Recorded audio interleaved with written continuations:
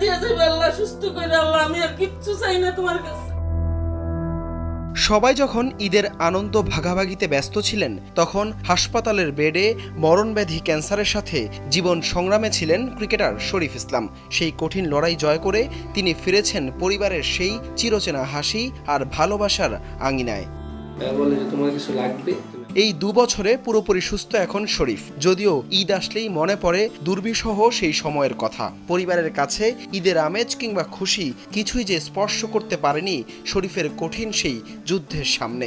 যেদিন ঈদ ছিল ওদিন আমার সার্জারি ছিল, ঠিক আছে। ফ্যামিলির কেউ তখন ঈদ পালনই করেনি, কারণ আমিও ইন্ডিয়া, আমার আব্বু আমার সাথে ইন্ডিয়া, বাসায় শুধু আম্মু আছে আর আমার ছোটো বোনও ছিল না। সো পুরো বাসাই ফাঁকা ছিল। সো ওইটা আসলে অনেক কঠিন ছিল আমাদের জন্য। বন্ধুদের সাথে তো সবসময় ঈদ কাটাতে ভালো লাগে। এখন তো ফ্যামিলিকে, বন্ধুদেরকে টাইম দিতেছি, আর বন্ধুরা তো সবসময় সাথে ছিল, আর এখন আরও বেশি অ্যাপ্রিসিয়েট করে। এখন ঈদটা তো আলহামদুলিল্লাহ অনেক ভালো ফ্যামিলির সাথে কাটাতে পারতেছি, এটার জন্য আসলে অনেক ব্লেস। 2 বছর আগেও বিসিবি থেকে সবসময় পেয়েছেন সহযোগিতা।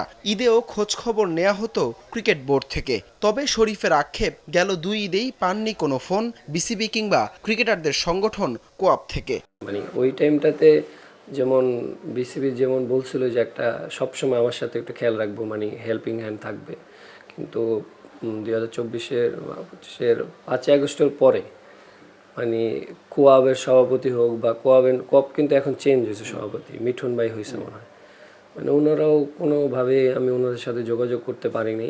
মানে আর প্রতি ঈদেই কিন্তু আমার সাথে বিসিবির থেকে যোগাযোগ করা হতো যে আমার কি অবস্থা, সব কিছু ঠিক আছে কিনা, কিন্তু লাস্ট 2 ঈদে আমার সাথে ঈদে কোনো যোগাযোগ করা হয়নি।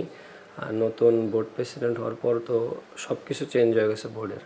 খারাপ সময়ে অনেকের মতো শরীফের পাশে ছিলেন তাসকিন আহমেদ ও তামিম ইকবাল।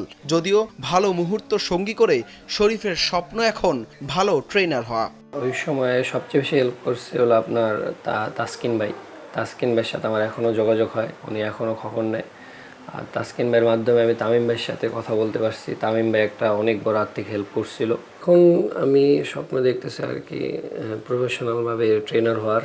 কারণ আমি পেস বলার ছিলাম, সেখানে আমি অনেক ফিটনেস লাভার ছিলাম। হয়তো কি আমাদের টিমে কোনো ট্রেনার ছিল না, আমি নিজেই ট্রেন করাইতাম, আমি ওয়ার্ম আপ স্টার্ট করাইতাম, কুল ডাউন আমিই করাইতাম। আমাদের এজ লেভেলে তো ওরকম ট্রেনার ছিল না। একসময় মাঠ মাতিয়েছেন বন্ধু আফিফ হোসেন ও নাইম হাসানদের সাথে। তবে ক্যান্সারের মরণ বিষে 22 গজে বল হাতে দাপিয়ে বেড়ানোর সেই সম্ভাবনাটা একেবারেই শেষ। তবে ক্রিকেটের সঙ্গেই ভিন্ন ভূমিকায় থাকার স্বপ্ন বুনছেন এখন শরীফ ইসলাম, যে পথে সহযোগিতা চান বিসিবির। আক্ষেপ তো আছে অবশ্যই, ছোটোকাল থেকেই তো মানে ন্যাশনাল টিমে খেলার অনেক ইচ্ছা ছিল, একটা ড্রিম ছিল যে ন্যাশনাল টিমে খেলবো। এখন সবার স্বপ্ন তো আর পূরণ হয় না। হাসান আল মারুফ, যমুনা স্পোর্টস, ঢাকা।